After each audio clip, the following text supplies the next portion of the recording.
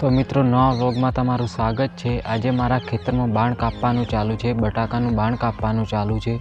આ બધું જ બાણ કાપવાનું છે, તમે જોઈ શકો છો। બાણ કાપવાનું હાલ ચાલુ છે। બાણ કાપીને બટાકા મશીનથી કાઢવાના છે। બટાકા કાઢીને તેના કટ્ટા ભરીને તેની ગાડી ભરવાની છે।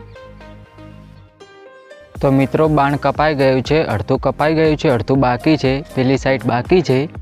અને હાલ જમવાનો ટાઈમ થઈ ગયો છે એટલે હું જમવા જાઉં છું। જમીને પાછો બીજા બોર ઉપર મારે બટાકા વેણવા જવાનું છે।